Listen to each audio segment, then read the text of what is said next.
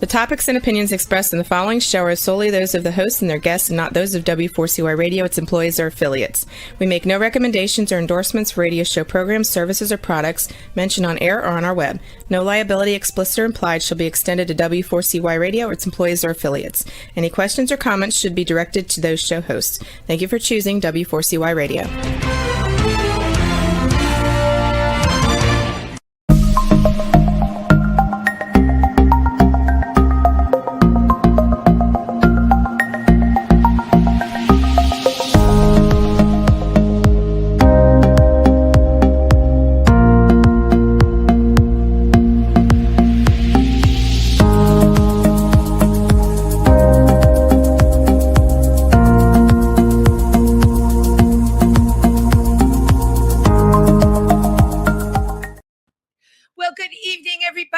Welcome to Triversity Talk. You're here with Wendy on Wednesday, and it's always such a pleasure to bring you into my humble little abode here in New York City.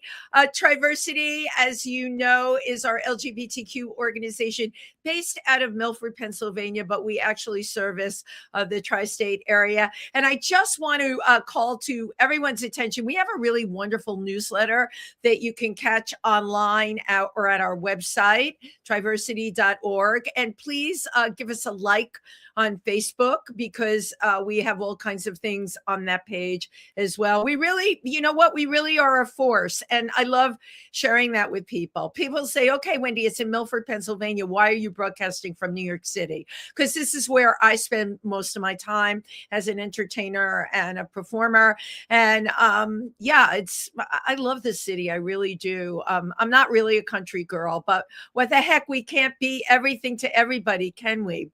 So I hope you're all having a good week. I just want to give, a little words of wisdom here, Wendy's pearls of wisdom. There have been so many really negative things in the news lately, and a large portion of them, unfortunately, are true. But I tell everybody in our community, we have power. We are a force. We can certainly help each other, and we have to just remember what our own personal agendas are, because we've got to get through this. And you all know I always try and see the glass half full, half empty, and sometimes my glass is so full it runneth over. So there you have it. So tonight's guest, I was fortunate enough to attend an event at Howell Gallery where we talked about their career somewhat, and they were the speaker amongst some wonderful other people. But more than anything, I've known of this person from the 90s, and I'm really excited to have them on my show. I love people that are versatile, right? That are so gifted in their talents. They can just go from one thing to the other, and they're successful in all of them.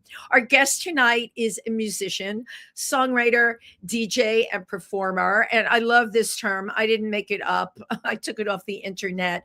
A multifaceted artist.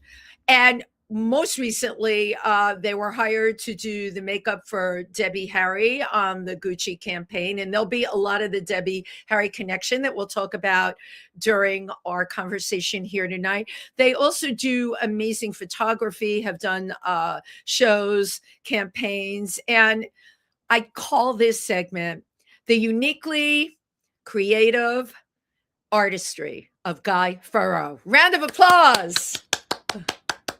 Hi, Wendy. Thank you. How are you there? I'm good. How are you? Good. Isn't this nice that we can do this without freezing our tatas off going out in the cold? I know. Modern technology. It's modern. Where would we be without modern technology, right? And this is like so great. It took me a while to get used to streaming. I created a couple of shows during the pandemic, and that was 5 years ago, and they're still going strong. I'm not a technical girl, but I'm living in a technical world. So there you have it. Oh, and this is my right-hand person, or tonight left hand. This is Nugget. He's a long-haired Chihuahua, and he's amazing. So, do you have animals? No, not anymore. I've had pets my whole life, and I used to have 2 kitties here in this apartment, and then had a dog named Monkey. I And love that. he was a sweet boy, and he died a few years back. So I'm sorry. Yeah. yeah, he made it Well, to 14 though, so that was good. that's, you know what? That's a full lifespan. And dog years, I'm not good with math, but it's like over 100, right? It's up there. Yeah, I don't know. How old is Nugget? A Nugget is 10. My last Chihuahua made it to 14. That was Mr. Fudge. I have a lot of animals, by the way, Guy. This is what you don't know about me. I live with 2 rabbits and a cockatoo and a Chihuahua, and the rabbits are loose in the apartment, as Oh are my, the cockatoo and the Chihuahua. Everyone who knows me that's been to my house understands it. I've had rabbits for 50 years. I can't live without a rabbit. It's my spirit animal. I had a rabbit when I was a child, and I used to get in his cage and sit with him. And Oh my God. Oh, that's so I sweet. was probably 9 years old. And what Right, happened? you probably knew the rabbit, like, would be much happier, like, running around and everything. I love Oh that you no, he I don't know. I think he would just sleep in there at night, but he would run around the house. so he was what we call a free roaming rabbit. That's Mm. FRR. But I love that you would get in his cage with him.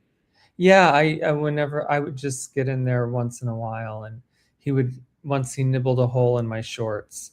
Oh my Like, God, that's so well, I love I animals. won't ask where the hole in the shorts was, but, It was sort of on the side of my butt, okay, well, there you go. because I think I was sitting with my knees up, like with my arms around my knees. I Right, couldn't so really fit in that there, would but make I made sense. myself fit. Well, Yeah. you know what? I can top your story. My rabbit ate my couch.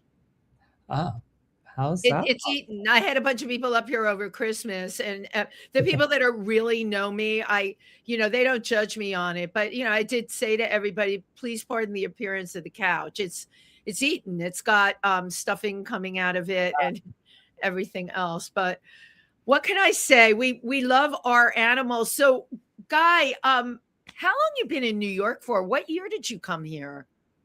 I came here at the end of '85. That's what I thought. So we missed each other by 10 years because I came in the late 70s, Yeah. which was like a totally different environment. That's what blows me away. That it's not that much time, but yet it is, right? Yeah. Because so much changed over that time. We all went through the AIDS era, Yeah. and it was just incredible time in New York. Now, you came here from where? Southern California, a So little town in San Diego. a town in San Diego. You know how nice that sounds to me right now. A warm, beachy town in San Diego.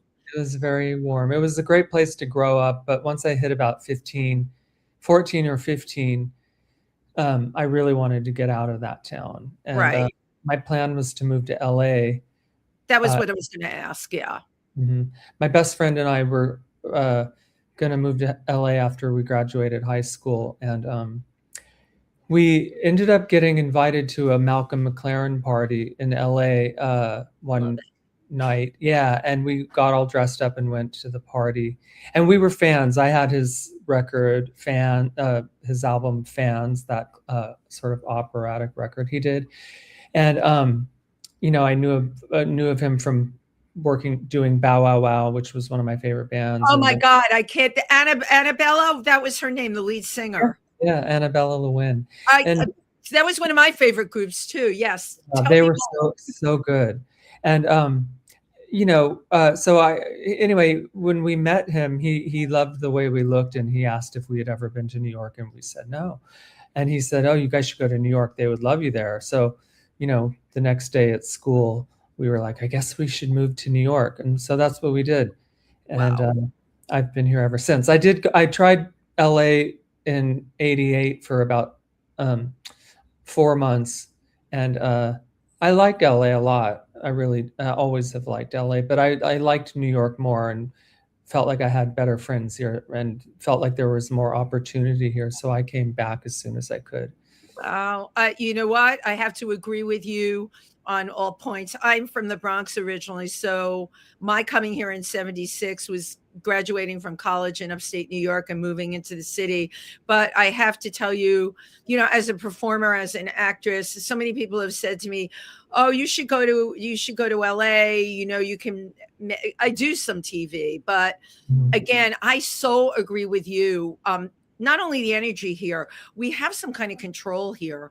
The times I've been out in LA, I feel like I could not make anything happen for myself. And when I'm in New York, things just happen, right?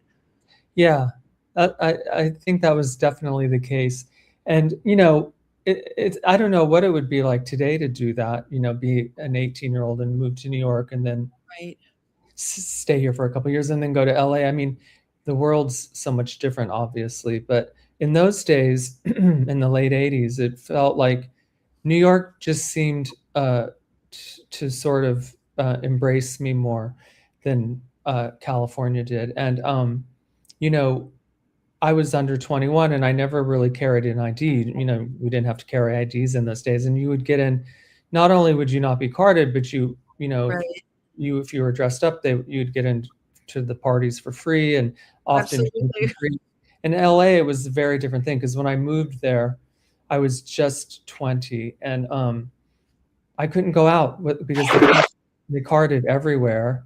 And so I had to get a fake ID for a few months until I But turned. that's not a big deal. We all knew how to get them. But yeah, it's funny. People think California is so laid back and so easy. But I know New York has got this incredible edge. But if you know how to circumvent New York, you're golden here because you really so much easier in so many ways. Yeah, and I was really only concerned with going out in those days, and nightlife was very important to me. Right. So, I had my last 2 or 3 years of high school, we would go out in LA there were over 16 clubs and parties and go see bands. And it was fun, really fun, and very creative people and, a lot of great looks. But in New York, you would go out and get all of that, but you also were, seeing Andy Warhol or Grace Jones You or make it Stephen amazing. Sprouse, Debbie Harry out at these parties. And it just seemed really like special. And, it sort of seemed like, oh, this is just the way life is. And it's Yeah. always going to be like this. And that wasn't the case necessarily. But in those days, it really was just, and it was, you knew that it was something special was happening. Although I felt like I missed, the golden era of New York nightlife in the 70s. And I always wished that I was older. My oldest brother is 10 years older than me. And if I was his age, I would have come to New York in 75 instead of 85.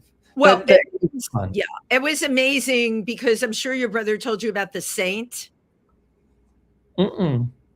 No, he never came to New York. I'm sure Ah, if I was his age, I would have. No, they all stayed in Southern there California. was never another gay club like the Saint, I can tell you. And there never will be another club like the Saint because the times certainly now are not supportive of it. And I can give a comparison. I love a lot of the big Brooklyn venues. They're Mhm. fun, but it's not the same feeling. And it's not just the venue, right? Remember what was going on in the world in the late 70s. You know about it. And New York was like really amazing time then. The Saint, Studio 54, Paradise Garage, Flamingo, all of those clubs were, for someone that was a club person, so amazing. But when you obviously got to take part in a lot of New York nightlife. Now, I remember your name, I think so, and you can correct me if I'm wrong. Were you part of the boy bar scene? Yeah. Okay, that's where, right. So this is going to blow your mind. All the boy bar people, I knew who every single person was because Sweetie was my best friend, I love. and was always saying, "You got to come to Boy Bar, you would love it. You got to come to Cheese Whiz, you would love it." And I would be like, "No, I'm going to Studio 54. I don't, it's too small for me. The acoustics. I had every reason in the world." And the irony of that is, Sweetie is gone now, and I've met every single person that he ever mentioned to me, small world. But Boy Yeah. Bar is like an amazing place. Yeah, it was fun. I mean, it was, I think, the very first place, the day we got to New York, my best friend Lauren and we went to Boy Bar and then to the Palladium. But It was great. I think that was the order. We may have gone vice versa, Palladium first, then ended up Right. at Boy Bar. But and then it was a Thursday night, and we saw the drag show, which was Connie, Glamamore, and Miss Shannon. And we had seen drag shows in LA. There was a club on Santa Monica Boulevard called Peanuts, and it was a lesbian bar for the most part, if I remember correctly. But on Saturday nights, they had drag shows. And so Wow. we would often go up there on Saturdays when we were 16, 17. And I don't remember if we had fake IDs. It doesn't matter. But anyway, we used to go there a lot to see the shows. But the shows were very sort of traditional drag. Yeah. And at Boy Bar and Pyramid, they were just so And Pyramid. different and unusual and interesting and original and demented and funny and beautiful and all of the above. And so I was really drawn to that. And yeah, so Boy Bar was a place we went to all the time, and I really loved it. Absolutely. And you mentioned Pyramid, and I'll throw in Hattie Hathaway, Linda Simpson, all the people connected with that. What you're talking about in that time is really raw creativity, not kids that came here with a trust fund and being incredibly stylish. It was just people came here from all over and could do anything. And I always say, at that particular time, it was a definite magnet, for people. The ones that were supposed to be here were here. And I'm looking at the date that you and I are having this show on. We freaking survived it. That's the thing. It's transcending these decades, being part of club culture and surviving it. Now, at what point, I want to hear all about the Toilet Boys, because I had always heard about them, but how did that come to be? Like, what influenced the Toilet Boys? Well, I always wanted to start a band. I came to New York with that in mind, but got sort of sidetracked with nightlife and going out to nightclubs and bars and parties. And also trying to meet musicians and people that I could start a band with, but I was super shy in those days, and so it was hard for me to go up and talk to somebody. And I didn't really know a lot of people that were doing live rock music in those days, in the 80s. Yeah. And so in the 90s, I guess I started meeting more like-minded people, and I was able to start my band, and I was doing a party called Squeezebox. So of course, I remember Squeezebox. Yeah. yeah, and I was the DJ, and so I knew that I was going to do my first show at Squeezebox, and we went over really well, and started getting a lot of bookings, and playing all over town and building up a little buzz. And then we started sort of branching out of New York, Philly, Boston, and wherever else around here. And then we got to go to the West Coast, and then we did really well out there. So then we started playing up in Toronto and Montreal, and we got to go to London, and that we did really well. And, people liked us, and we got a lot of press. And then that just sort of led to, playing all over the world, and people coming to see us and liking us, and people that were in big bands, and they would offer to take us out on the road or open for them. And so that was very exciting. And yeah, it was a lot of fun. And a lot of things happened that I never in a million years would have dreamt would happen to me. But it was a fun time. But You're making it sound so like what you're, because I remember those days and I know it could happen. Think about now, this, what you're describing, just, I've had a lot of music people on. I have another show too. And people from those days, I've heard these stories, just getting picked up, going on the road, and then playing the world, right? How it's a really amazing, because you were growing up in San Diego. I'm sure that you couldn't even wrap your head around this kind of thing happening. No, I mean, I wanted to have commercial success with my band, and I wanted to be, on the cover of Rolling Stone and all of that. But I also, knew that we were making a mark in the underground, and a lot of the heroes that I loved growing up as a kid that were in bands that I loved liked my band, and that meant a lot to all of us. And that was always exciting, if someone like Ace Frehley from Kiss would come see us play, or Amazing. Debbie Harry, or Joey Ramone, or Dee Dee Ramone, and it was pretty great. But I wanted commercial success. I think half of us wanted big success, and half were happy with what we had. And so in that sense, I didn't fully appreciate and enjoy it while it was happening, because I was always wanting the next big thing, but it was fun. And yeah, I couldn't imagine doing that today. It didn't take a lot of effort. I mean, we worked a lot on it, and rehearsed and toured, and recorded, and did all the things we did, but it felt sort of effortless. It wasn't, I mean, we faced a lot of obstacles, but we also, did a lot. I don't know how to explain it, but it didn't seem. It's the kind of, I call it like pop-it beads, where one bead fits into the next, and it does just happen. And it's so rare to hear these stories.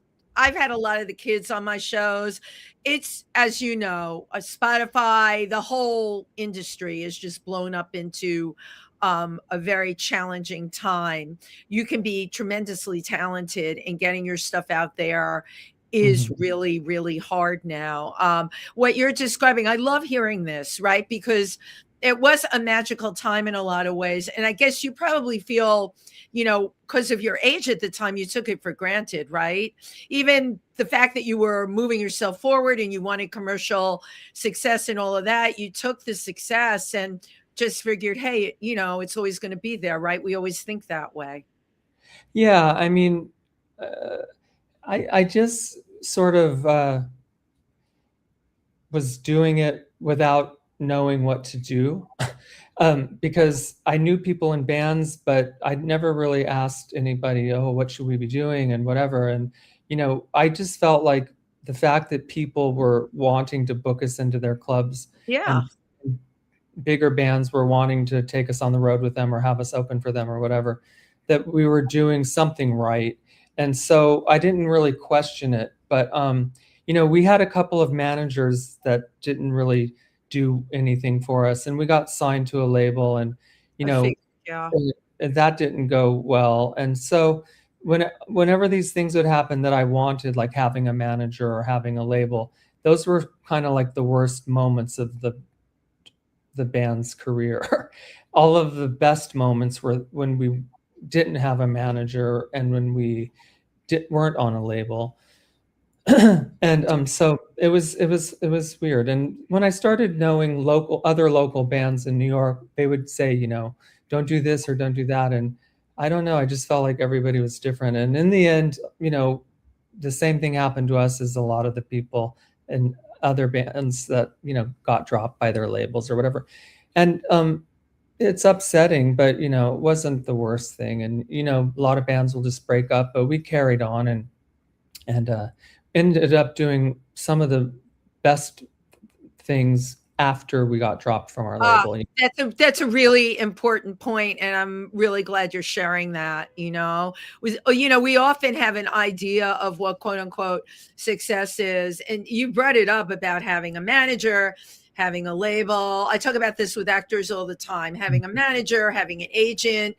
I thought for a long time that would be the answer to everything, and it couldn't have been the furthest thing from the truth. However, when you're in your 20s, you have a set idea, and you said it. You had an idea of what commercial success was going to be. In your head, you had what those ingredients were going to be, and then you find out when you don't have those bells and whistles, the work that you're creating and the things that happen are far more what you're supposed to have and far more better for you.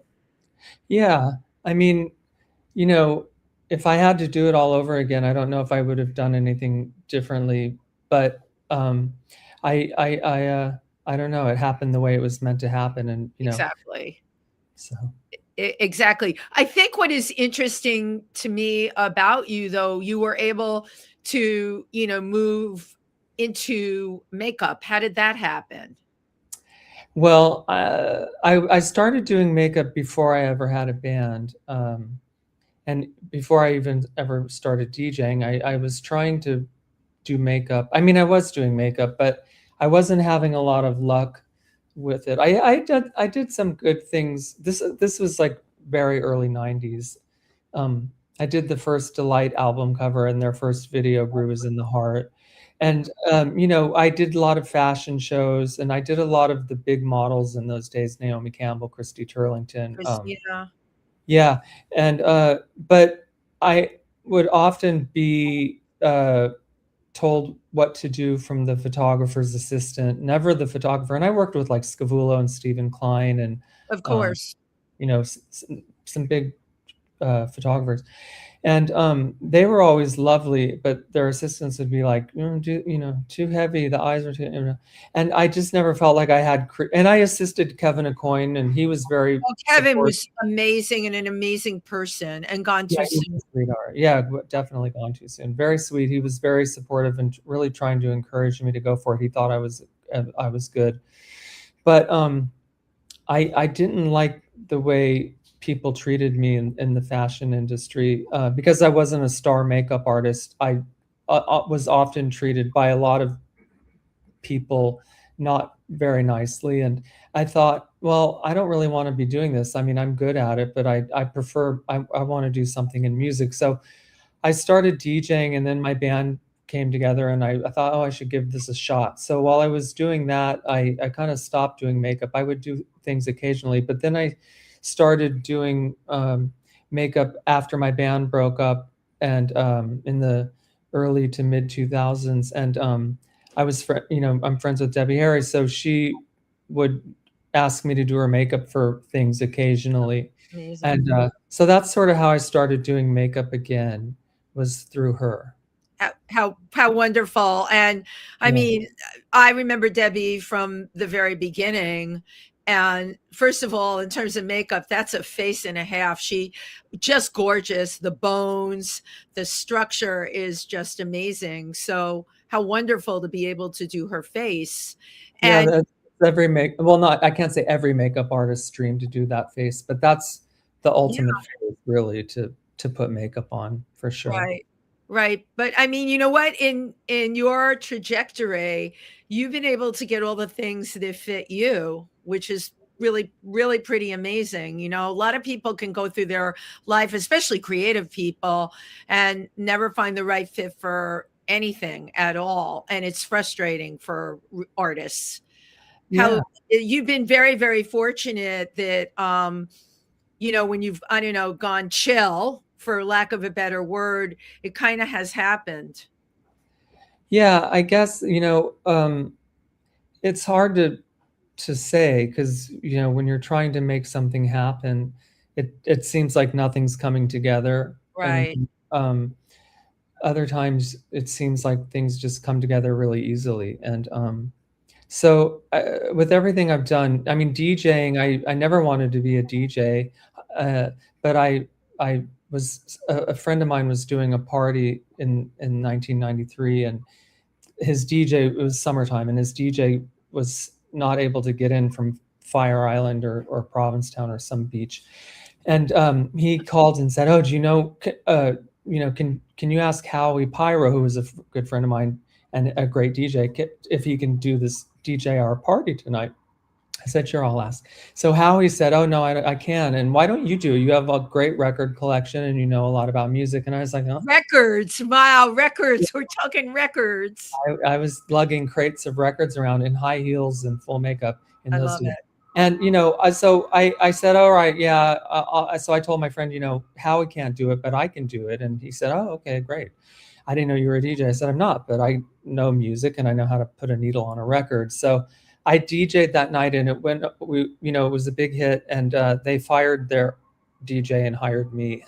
So, that kind of came together nicely, and I ended up working as a DJ for many years. I still DJ now, but just special events. I don't do the weekly grind anymore. But they describe you as pioneering in DJ, the way you would mix your music together. What genres did you mix? Well, I used to refer to myself as a scatterbrained DJ because I was sort of all over the place. And ADHD DJ. I mean, that wasn't a thing then, but yeah. But I like a lot of different genres and eras of music. Yeah. So I think that's what worked in my favor, because when I started DJing, you would go to a certain venue to hear a certain kind of music, and you'd go to a certain club or a party to hear a certain kind of music. And I liked that. I loved rock music. So if I went to the Cat Club, I knew I was going to be hearing rock music all night. The Cat Club. Oh my God.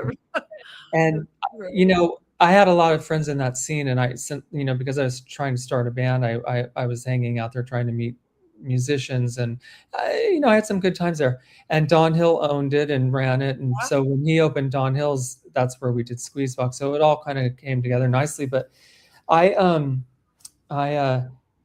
just I don't know. It was something that I knew I could do, and I could mix different genres and different eras and do it well. I wasn't a mix master, of course, and I didn't beat match or anything, but I did it all the mixing sort of by feeling. And I'm good at reading a room, so I could tell if something wasn't working, and I should fade this out soon and bring in the next song. And I always knew if I was trying something that I wasn't certain was going to be a crowd pleaser, I would always follow it up with something that I knew was a crowd pleaser. And I just sort of would play depending on what band was playing that night, or what drag queen was performing, or I was always good at mixing in things to work with different elements throughout the night. That's very instinctive, though, to be able to do that. I'm out a lot, and I can go through the list of who's playing now, and a lot of the DJs, and I know a lot of the people that DJ'd back then. I give private events, I hire DJs, and I really know music. But the number one thing is being able to read the room, number one. And you're right. If you try something new and it's not flying, you don't follow it up with another new thing, right? You go to something that's going to make people want to dance. That's like a number one thing. And a lot of them don't do that. No. And, back up until, I love DJing with my laptop or using flash drives. It's very convenient. And, but the thing about when I started DJing, and I'm sure other DJs that have been DJing as long as me or even longer than me, it was a good DJ was as good as their record collection and their knowledge of music. So, when I was doing Squeezebox, people would come up to me freaking out, like, "I've never heard the Plasmatics in a club ever anywhere." Right. And, they would get super excited. It was like, okay, relax.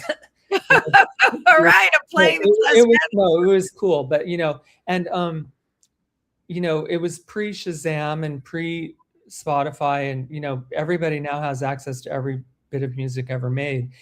And in those days, I had like 2,500 or 3,000 records and countless 7-inches and tons of CDs, and all in those things around in those crates. I don't know how I did it, and but you know, I don't know how all of us did it. And I really liked records, though. I liked spinning with a record, you know, DJing with records, but it wasn't very convenient. But you know, I had a good record collection, and so I could do parties, you know, that all night long. I could play, you know, specific punk from like 77 to Yeah, 79. 'cause you had the collection. Yeah, and you know, but I always would bring other stuff, because even when someone would say, "Oh, I want an 80s heavy metal party and that's all I Yeah. want to hear all night long and nothing else." I said, "Okay," but I would still bring other stuff, because an hour in, the person would come up and say, "Can you play some Bowie or some, you Of know?" course, Yeah, right. okay, yeah, sure. You know, no one ever really wanted to stick to a theme um, all night long. But I never liked hearing one genre of music all night long anyway, even though I love pretty much every kind of every genre. I don't want to hear one thing all night long. Right. No, Time. nobody does. And sometimes you're in the mood for, you know, music that you can sing the words to, as opposed to like techno or EDM. I'm very into EDM because I love dancing. And I love that they still have those huge parties in Brooklyn where you can just get into the music and just, you know, do that vibe. I love that. But yeah, I mean, you played, you know, you have obviously a great range of knowledge about music on top of everything else. Well, you sent me the video for the Toilet Boys, which I enjoyed watching. So I want to share it with our audience now. So this is the Toilet Boys.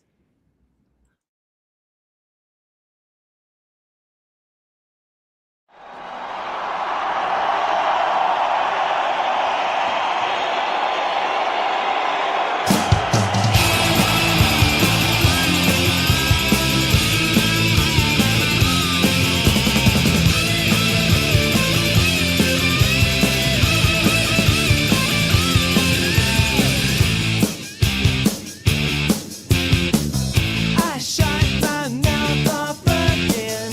Sometimes I lose, sometimes I win. When will this come to an end? Hey, baby, well, you know we gotta get away. I shut my mouth off again. Taste blood, swallow, and then it's got me late, it's got me paid. Hey, baby, well, you know we gotta get away. Come on, baby, well, you know we gotta get away. Monday, Tuesday night, Wednesday, feeling alright, feeling alright, feeling alright. I shut my mouth off again. Did it once and I'll do it again. It brought me, you got me, you too. Hey, baby, well, you know we gotta get away. Come on, baby, well, you know we gotta get away. Thursday, Friday night, Saturday, feeling alright, feeling alright, feeling alright.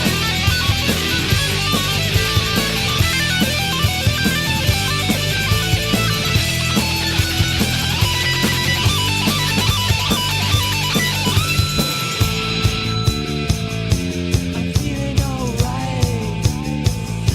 I'm feeling alright. Say I'm feeling alright. You feel alright, boy.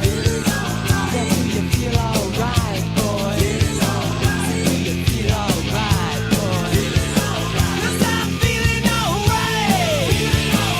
Tonight, Monday, feeling alright. Tuesday night, Wednesday, feeling alright. Thursday night, Friday, feeling alright. Saturday night, every day, feeling alright.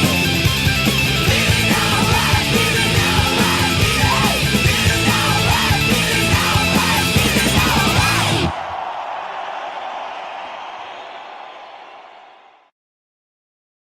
Amazing. Love it. Just totally love it. Where was that? That was somewhere in Europe. I think that was in Paris, that Wow. particular video. Wow. Yeah. We were opening for the Red Hot Chili Peppers.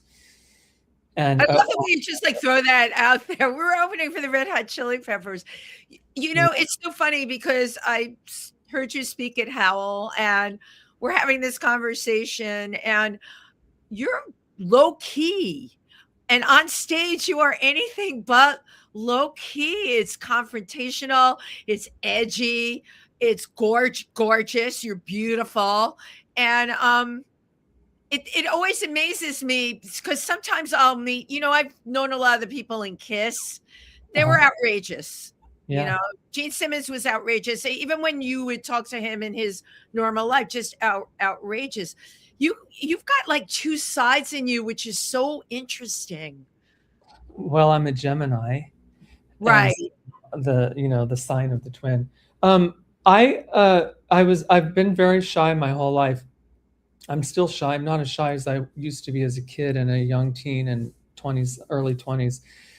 So when I did my band, and anytime I got on stage, I knew I had to do myself a particular way visually to be able to have the confidence to go on stage. And that really helped a lot. And I, with the Toilet Boys, I don't know where that person came from, but that was me fronting that band, and I Yep. sometimes, see old videos and I think, gosh, who is that person? Because I wasn't like that off stage, right up until we walked on, and when we walked off, I wasn't like that. It was something that just happened when I was on stage, and also my guitar player Sean, he and I really played a lot off each other. And so he and I would sort of amp each other up on stage. I mean, walking on stage, I was very sort of, just like this. I was excited or nervous or whatever the case may be, depending on the gig, but I was not, one of those people. I have friends and I've seen bands and whatever that they go on stage and they're really amped up before they're walking on and be on the side of the stage, like, and I was never like that. I mean, I used to have this good luck charm that a friend gave me that we would all touch before we went on stage. And that was it. But there was no, some of the guys in my band would get amped up like that before we went on. And, I would be very excited, but I wasn't the type. I wouldn't really, come alive until I got on the stage. Oh, you are like blow away alive on stage. I mean, it really, I looked through a bunch of your videos. It really is so interesting to me because I am the same person on stage or off stage because that is my personality day in and day out. Or people say, how do you manage to be on all the time? I'm not on. It's, that's who I am. But I love when I see somebody that is low key and they tell me they perform and I'll go to their show or something and then they just freaking blow it out of the water on the stage. It really, some people just come alive. They connect, like it's like putting a plug into a socket and this whole electrical thing happens. And I mean, yeah, it's really, really quite amazing. Yeah, it's interesting to see different performers and their pre-show rituals and what they're like on stage and how they are after, a performance. And everybody's different, and everybody has their own way of, Exactly. getting the, because I feel like I've said this to other friends who play in bands and front bands. It's sort of an unnatural thing to like dress up and go on stage and ham it up for a crowd. It's not I don't know, it's sort of a strange thing. Like, what makes somebody want to do that? I don't know. I don't know what made me want to do it. I guess being shy and sort of uh, in the background a lot as a child, there was something in me that wanted to be in the spotlight. Right. So I think that's the case with a lot of performers. They they liked the spotlight. And I don't like it 24/7. Like when I used to DJ, I didn't like having attention on me. And when I was in DJ mode, I was just the DJ. I didn't want to be like hamming it up and Right. Yeah, right. Well, I know when they go like that. like I love that when I see DJs do that. Like Right, Lady Bunny is fun, and she'll go out and dance in front of the booth and spin around, and but I was just not that type of DJ. But I always loved fronting a rock band. Amazing. Well, you've made all that happen, and then when did photography come into your world? That also started work when I was working with Debbie doing her makeup a lot. About 10 years ago, I started, like 2014, 2015, I started working with her pretty regularly. And so I would take my camera with me. I mean, I always enjoyed taking photos, Yeah, sure. just out at parties or clubs or whatever, my whole life. But I got a real camera and started taking it with me, and I would shoot a couple quick portraits of Debbie when I was done doing her makeup. And so if there were any good ones, I would send them to her, and she started sending them to Chris Stein, her partner in Blondie. And he said to me one day, I like these photos you're taking of Debbie, would you want to shoot the band sometime? I was like, are you kidding me? So I got to shoot the band quite a few times, and they used one of my photos on their last record, and Cool. a lot of t-shirts used my photos. And so that was exciting. And so basically I started shooting portraits of friends, and I did this bubble bath series and shot about almost 100 people in my bathtub. And I did a group show. I'm sorry, I did a solo exhibition of the bubble bath series. And Where was that? My God, I never. It sounds wonderful. oh yeah, it was fun. It was at a little gallery on Avenue A called Art on A, and this was Okay. 2017 or 2018. And it's no longer there, but it was fun. And I enjoyed photography. I always have. It's a creative outlet that I really enjoy. Well, Like yeah.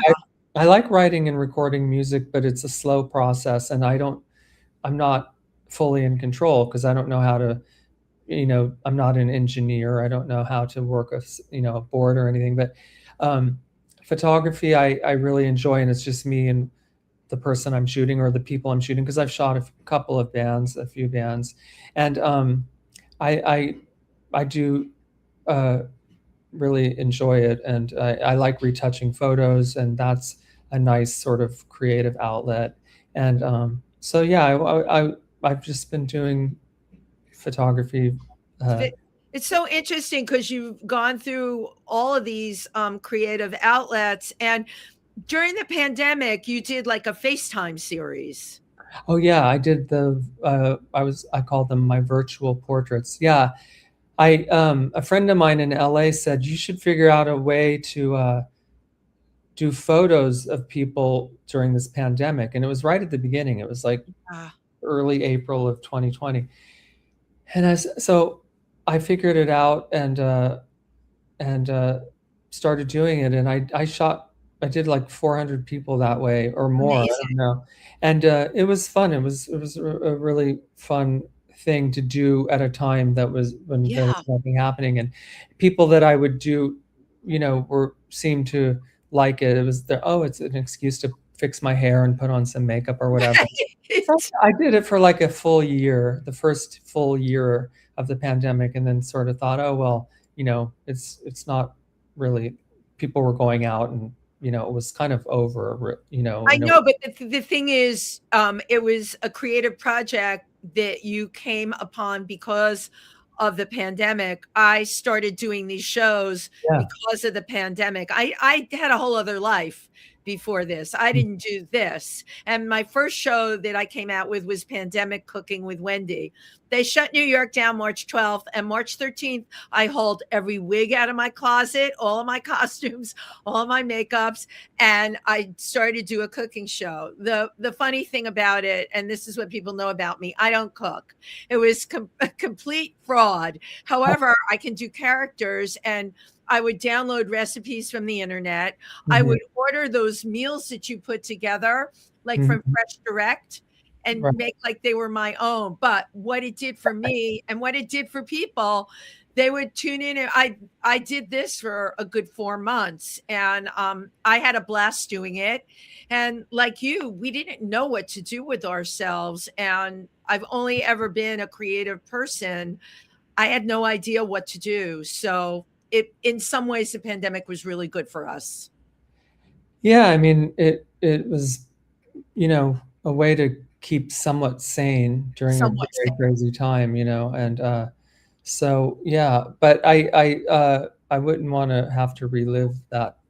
I am right there with you. We are down to the wire here. 2 questions from me. Where did Miss Guy come from? Well, when Matthew Caston, who produced the shows at Boy Bar, asked me Of course, I knew who Matthew was. Of course.